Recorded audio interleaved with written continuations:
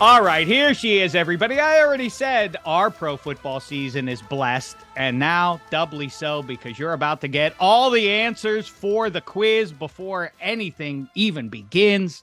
We are joined right now by the host of the Mina Kimes podcast featuring Lenny. You see her all over ESPN. The best in the biz, our pal Mina Kimes. How are you? What's happening, and happy football season? Is that welcome warmer than usual because of my Steelers enthusiasm this offseason? Do you like me a little bit more than you did this time last year, Dave? Well, listen, you and I parked our cars in the same garage well before the vast majority of people did when we agreed now, 3 years ago that Cam Hayward was in fact headed to the Hall of Fame. Now everybody's in on it. So listen, I know that you're not a hater by trade. Now we have to figure out what's going on with your pal Bill Barnwell. We'll get to that in just a second, but we have a lot of hash to settle before things kick off on Thursday. Let's get through as much of it as we can. And I do want to say in this public forum, congratulations again. Oh, thank you. It sounds like the timing could work out. October could be a very special month if Julio Rodriguez puts the M's over the hump finally and baby Kimes arrives. I mean, magic, right? M's are on a little bit of a cold snap right now, so I don't want to get my hopes up too much. But Seahawks look pretty good this offseason, so it's a good time to be a Seattle sports fan. I'm actually feeling pretty optimistic.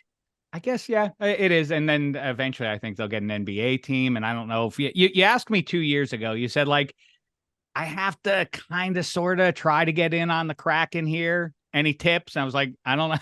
I didn't get in. I missed that boat because they were good last year. I missed it, but I'm happy for the hockey fans of Seattle. All right, let's talk about football and see what time we have left on the other side of it. That's what's important right now. Time to lock in your final answers here. We're not penciling them in. We're erasing all that. It's in pen. Nay, get the stone out. Get the hammer out. We got to etch these in. Spaghetti into stone. Kimes on all the big questions coming into 2023 season. And we'll start with the biggest of them all. I don't know if you heard Aaron Rodgers. He left Green Bay. He's now a New York Jet copycat following Brett Favre's lead about 15 years after that fact. Aaron decreed that the Lombardi that nameth one's looking lonely. Boy, really setting himself up there as a guy who hasn't been to a Super Bowl himself in 13 years. Is the Aaron Rodgers, and I'm not going to tell you what success looks like. Is it a success in 2023? Aaron Rodgers, the New York Jets marriage. Oh, you really made it hard by refusing to define the parameters for success, because I have them as a wild card team and I don't have them as a Super Bowl team. And I'm sure you've seen people say on my network, it's Super Bowl or bust for the New York Jets. Anything less is a supreme failure. Aaron Rodgers coming to the city is absolutely pointless unless they win it all. And if you believe that, then I don't think it'll be a success. I don't have them winning it all. But I do think that they are a likely playoff team, largely on the strength of that defense. I think the offense could have some ups and downs, maybe hit its stride at the end of the season, depending how the pass protection shakes out. I know everybody's been saying that, but when Breece Hall's back and healthy and Rodgers has some chemistry with the receivers, I think they'll be playing good football. But, they have a high floor because of that defense. It's really, really good, Dave. I think other than the Steelers maybe winning the preseason, the Jets defense was kind of the other big, oh my God, preseason winner for me. And a reminder that all their games will just be close at the very least. I feel like, I kind of rudimentary math, looking at the team unit leaders in the NFL a year ago. 9 out of 10 of the best offenses made the playoffs. 6 out of the top 10 defenses did. I wrote down some other notes on there. The 4 teams with top 10 Ds who missed a year ago, the Jets were 4th. The Ravens had the 3rd best defense. The Steelers had the 10th, and the Saints had the 9th best defense out of them all. So I feel like, and then you have the heavyweight teams. The Bills had the 2nd best offense and defense. Niners 1st and 6th. 1st best defense, 6th best offense. Eagles had the 8th ranked defense third, offense, Cowboys fifth and fourth. So I'm trying to close the gap on these teams that have high-end defenses and still should this season, and whether or not their offenses can keep up there. And I think the Commies also deserve a shout there too, because of Chase Young's 2022. That should give you some cause that defense rises up, Sam Howell. But where the Jets are concerned, I think that, for all the buzz around them, my concern is, well, not my concern. I've been about the Dolphins since last November. At 3-1, that's the play. We're getting distracted by Aaron Rodgers, the shiny key. Where are you on the Dolphins? Are you saying the Jets ahead of Miami this year with Fangio's defense and Jalen Ramsey returning at some point later in the season? I think if Tua plays the entire season, the Dolphins are better than the Jets. But that's a pretty massive if. All of the AFC East offensive lines are also quietly dubious. News right before we started, I just saw that the Patriots starting right tackle Riley Reif is out for 4 games.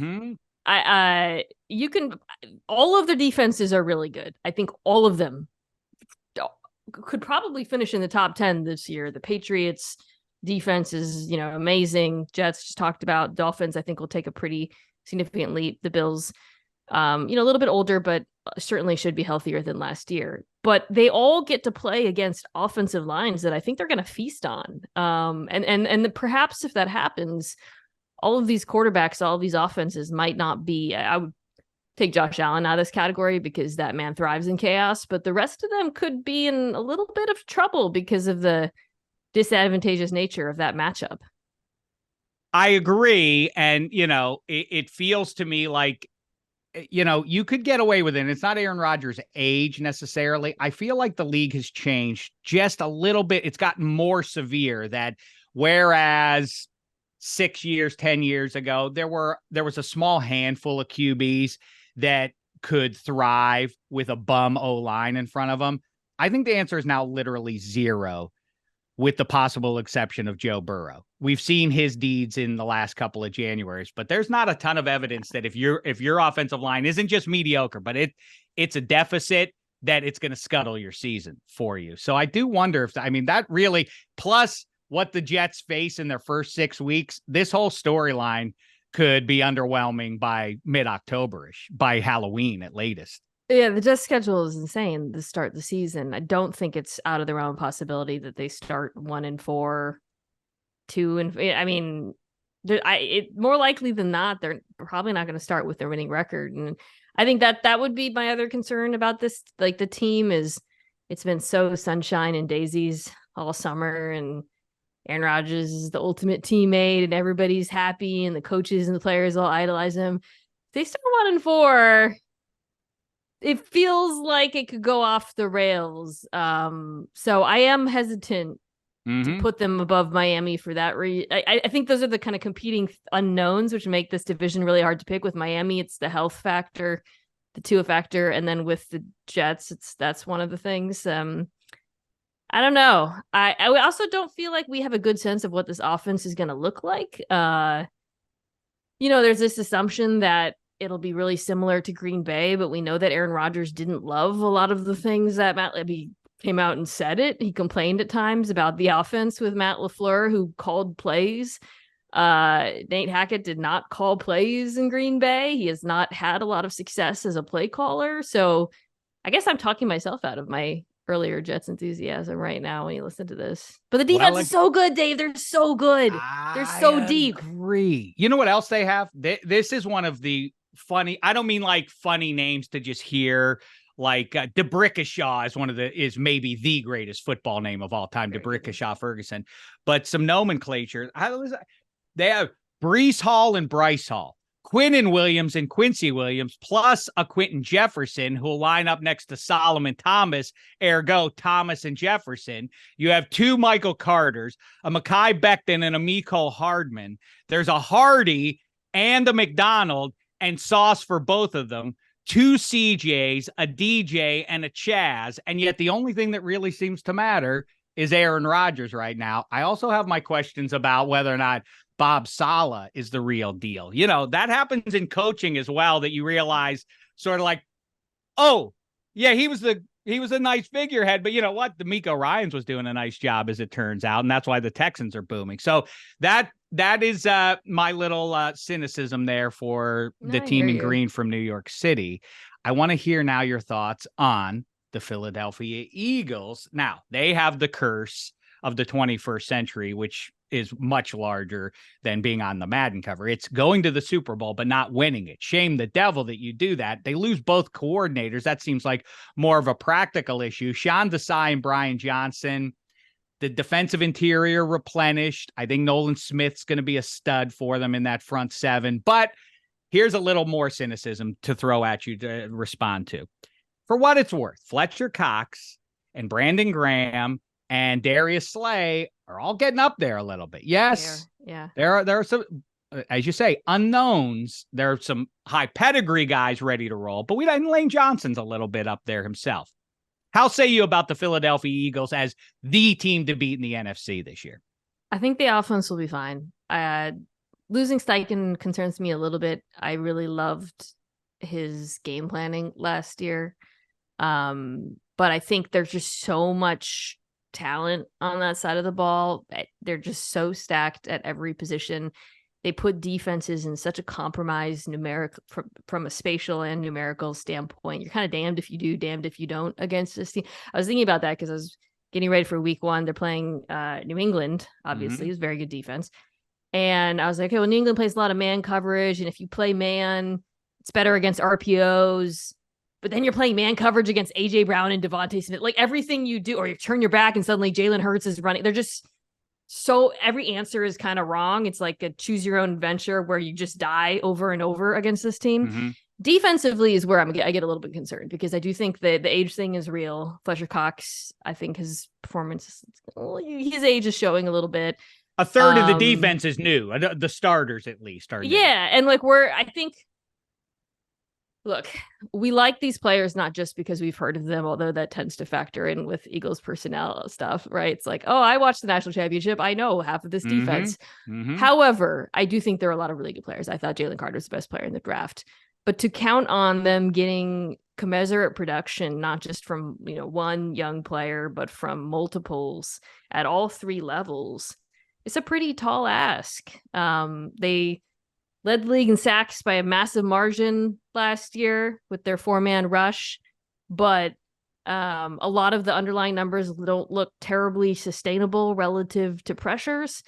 I think that it feels like a unit that could regress a little bit, but I think the offense is so good and so unstoppable, they'll be fine. Here's my question about that. Warren Sapp, for a name drop, forever ago said to me, if you think that an offense that jumps the league in the back half of a season or even for an entire season in the NFL just didn't know what to do with it for the full season, in that offseason at latest, the coordinators will figure it out. I'm with you about this Eagles offense because I don't know what you can do to solve what they're doing, which I like, as you say, when your quarterback is as powerful as Jalen Hurts is running the ball, and keeping the ball in his hands is as dangerous as giving it to one of those running backs behind him, plus the pass catchers that he has around him with a good offense. Like, it is, as you say, pick your poison. And I don't know what over the course of summer you do to solve taking anything away from what Philadelphia wants to do. I'm with you. I don't think the coordinator almost matters at this point because you always are going to have that inherent advantage so long as your running back can make hay on the ground the way Jalen Hurts does and throw any accurate deep ball. Nobody talks about Dallas Goedert. He's probably one of the 5 best tight ends in the NFL. Like every position is so stacked on this team. It's crazy. And yeah, I think that the one guy I would watch maybe that would cause some problems is if Lane Johnson, who's battled injuries and is a little bit older, got hurt. I don't think they have the depth maybe that they did before, but that, again, they're built to survive a lot. Yeah, and you know what? And Jason Kelsey is also 36 years old and presumably in his last year too. Okay, Baltimore Ravens. This is one that I saw you talking with Ryan Clark and all your fancy friends about, and I was a little surprised. I don't mind telling you. Or I texted you and said, like, boy, you're really you and Ryan Clark. No. And by the way, this begins a little area that we'll call answer for your friends, Mina Kimes. Ryan Clark, first up. Answer for his enthusiasm about Lamar Jackson. What am I missing here? We don't know what this offense is going to be. Yes, the weapons have been upgraded, but we don't know that Lamar Jackson is going to thrive in this offense. And my bigger concern is the defense. I don't think it's a bum unit. It was, like I said, top 5 a year ago, but they're softer on the back end than they were. I don't buy that front. Where's the pass rush coming from? They talk about some ifs, I don't know exactly who is providing that. And talk about these 2023 Ravens and why I feel like I'm the one on the outside of this Ravens optimism. I think you're wrong about the offense. I share some of your anxiety about the defense. So offensively, I think part of the reason why Ryan and me, and I don't know, whoever else, have so much confidence that this new passing attack will thrive is because Lamar Jackson, throughout the course of his career in NFL, in the NFL, particularly obviously from 2019 on, he has been a good passer, right? Like when you just isolate his passing statistics, he's not the best passer in the NFL, but he's been above average to good in certain games to excellent in other games, throwing to a pretty sus group in a scheme that did not really spring guys open very much. So I think, even though there's some injury questions with the players they have, Zay Flowers looks fantastic. The upgrade is so dramatic. And because we've seen this quarterback have success throwing from inside the pocket before, it just seems more likely than not that it'll work out. I mentioned this on my pod, but before Lamar Jackson got hurt last year, the Ravens offense was third in DVOA. Like they were really good. Now, some of that is because they were so unique, and naturally, I think shifting to a more 11 personnel spread things out, you sacrifice certain things in the run game, no doubt. But also, my God, if you're able to spread defenses out, and then you have Lamar Jackson running into light boxes, like it just seems out of empty, it just seems like it'll work. And I will say maybe it doesn't look awesome in the beginning. It's a big transition. It is one of the more dramatic schematic shifts we have seen in the NFL, like all time. But I think it's going to look good. Now, defensively, I agree with you, but I do wonder if, much as I've said, the Buffalo Bills organization for 2 years, like, what are you doing running around your franchise like that in big spots? Like Lamar Jackson obviously didn't get hurt in either of the last 2 seasons running the ball. He was in the pocket when he got hurt. Still, you're really going to run him around that much? At some point, they have to say it's enough with this. I in big spots late in the season, that's another thing. But the offense can't run through Lamar Jackson running. And obviously that's why they're making this change. But I hear you on spreading it out. That's the scary thing. If Lamar Jackson starts taking off with the ball there, then talk about really jamming the defense up there. Compromising defenses big time. Now, speaking of defense, I'm with you on this pass rush. I thought they would bring back Justin Houston. He's in Carolina. I did too, yeah. They really need one of the young guys they drafted in the first round, Owe or Jabo, to step up, because otherwise it's not an impressive unit. And then, I knew that, but I felt fine because I was like, well, the secondary is so good, linebackers are so good. But then Marlon Humphrey was out. Yes. That really concerns me for the beginning of the season. I think they're a really, really well coached defense. I thought when the Roquan Smith completely changed what they were able to do, he was a fantastic addition. Kyle Hamilton looks great. Safeties are good, but that cornerback group is very suspect at the moment. So I will give you that. As I said a couple weeks ago, this has now been made clear that the NFL's version of load management is the PUP list for the first month. Or like, Marlon Humphrey, you'll come back in 4 weeks when the games start to really, really matter a little bit more than they did. Okay, last thing, answer for your friend Bill Barnwell here, who I almost feel bad for. Why didn't you call him? You're one of these pro football insiders, and everybody has to announce that they're in on the Steelers, but with the big asterisk, everyone is sleeping on this team and no one's talking about them, but they're a real dark horse. When everybody says that besides Bill Barnwell, I think it ceases to be, I don't even know, what do we call it? They're not even a sleeper. Coma's not the right direction. Who's a sleeper in the AFC though? Because the AFC is so stacked. It's like the NFC, you can choose a real sleeper, I think. Like if, people would say Seattle will win the division or whatever. Like what is a sleeper pick in the AFC in your mind? Like what is an actual brave, you're really sticking your neck out type pick?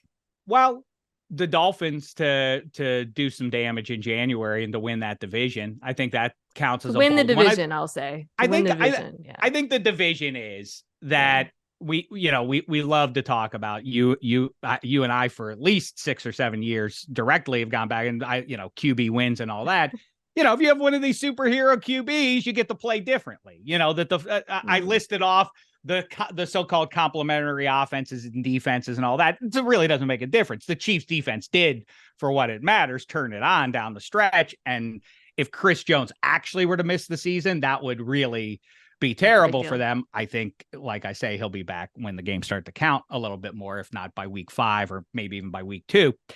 I think it's if you don't have one of those QBs, that's kind of the math. If you're like, they feel like a sleeper if he's not a superhero. Are a sleeper. Because I don't think anyone thinks Pickett's. I think people have convinced themselves of that. I think people think like, well, it's got to be Josh Allen or Patrick Mahomes or Joe Burrow, right? Or like, it's got to be one of those guys. And if it's not one of those, then like, what are you? You're really reaching with a long shot if you're not picking one of those guys. I think that the Steelers are. I really have been really cautious about not getting too wild about it.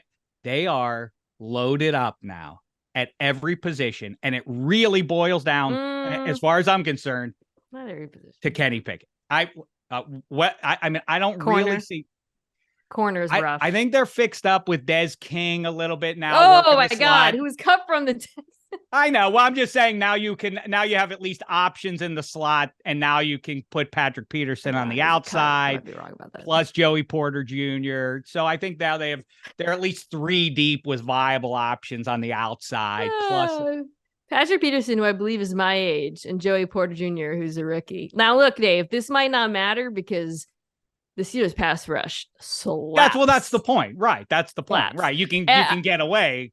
A thing that I wasn't. And Minka roaming around on the back end, Minka's floating amazing. up there is not great. Okay, so I wasn't early on this, but I do want credit anyways, because I had the great Mike Renner, who covers the draft on my pod, ahead of the combine, and I asked him to give me 10 names, and I watched the tape on all 10 names, and we talked about how much we love Nick Herbig.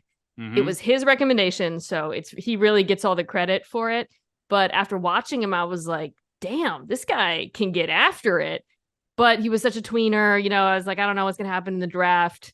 Good God, watching him in the preseason, he looks like the real deal. It looks like, again, it's funny that we pivot from the Ravens to the Steelers because we say like, well, Lamar Jackson should thrive in this offense. We didn't see any evidence because he didn't touch the field in August. Kenny Pickett was the story because he did. And I ignore all of it because it's all a Civil War reenactment, Kimes. None of it matters. But that's why I'm saying I'm trying to resist here. Did you watch Keanu Benton? In the meantime, Cam Hayward and Larry Ogunjobi, who's going to come back, they're loaded up front. You don't like Herbig too, like preseason, rotation Kenny Pickett going now with Highsmith and Watt. They're middle line, inside linebacker, maybe. I think when you cobble the pieces together, that's one solid, complete football player. Couple of options that they at least have there. They don't have the Ryan Shazier deep drop inside linebacker, but this is pretty much as airtight a defense as you can get, I feel like. And on offense, it's just a matter of what the ceiling is for their quarterback in a quarterback league. Totally agree. I would also throw in one concern, which is the play caller. Fair. Absolutely fair. Yeah, that's a fair. Awesome group of skill players. The offensive line looks like all the investments are starting to finally come together. I've been praising Pickett to no end. I really like Jaylen Warren, who's a guy who I just picked up in just about every fantasy league. I feel like there's a decent chance he overtakes Harris as RB1 at some point. But you said it. It's the ceiling with the quarterback, which I think we will see.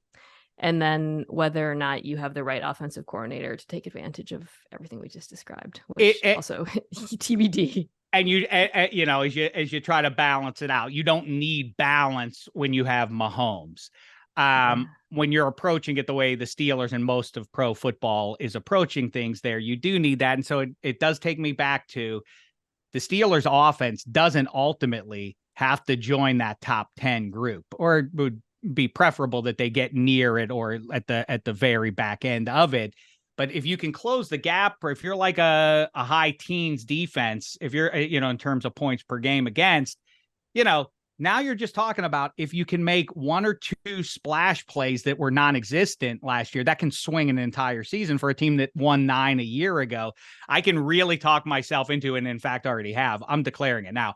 At least 11 wins. I'll make my final formal announcement for 2023 later this week. I know you're sitting on the edge of your seat for that one, Mina Kimes. So we appreciate you joining us. Kimes, you're the best. We wish you well, obviously, in the real world. Best record and book collection for backdrops in sports media, period. Who's the other? Oh, Jeff Passan has a good challenger to your records back there. But the combo of novels and music, number one, just like you are in sports media. Keep it going there, Kimes. We're rooting for you. Enjoy 2023. Best to your Hawks and to your M's and all the rest of it. Thanks, Dave. Good luck.